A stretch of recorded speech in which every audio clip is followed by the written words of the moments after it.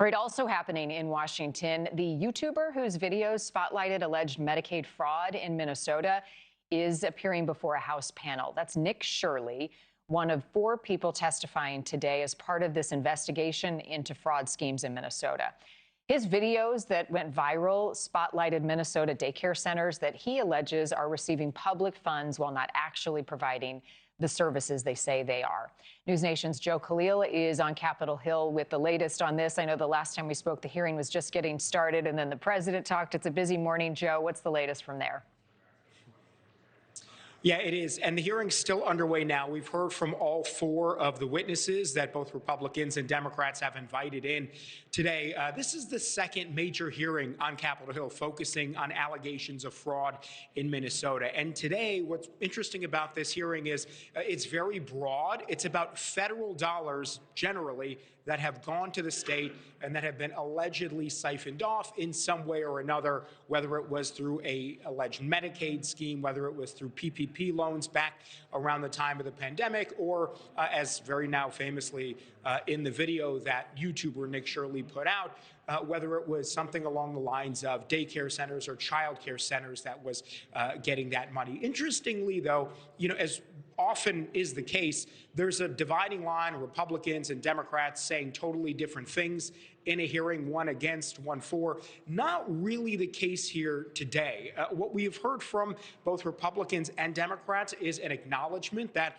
there was significant fraud in Minnesota. In fact, going back to the early days of the Biden administration, there were dozens of people prosecuted, mostly within the Somali community back in Minnesota, for alleged fraud. Those investigations have continued under the Trump administration. Where you are hearing some partisan divide is on whether or not the Somali community as a whole has been discriminated against unfairly. And so take a listen to what Congressman Jamie Raskin, who's actually the top Democrat on the Judiciary Committee, what he had to say in this hearing just moments ago.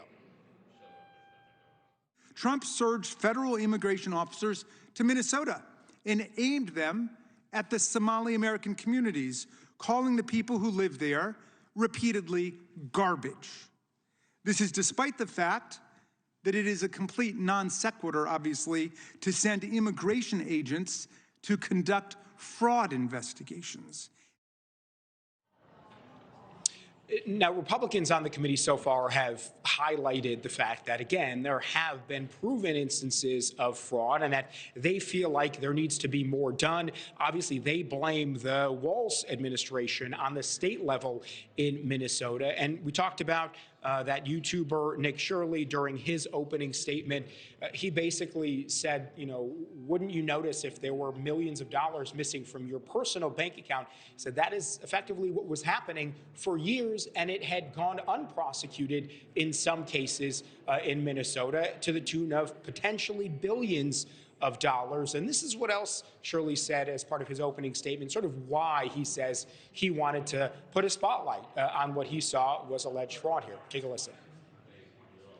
My name is Nick Shirley, and I made a 41-minute video that I posted on platforms like X and YouTube. My video received over 100 million views, and it created instant change within our government.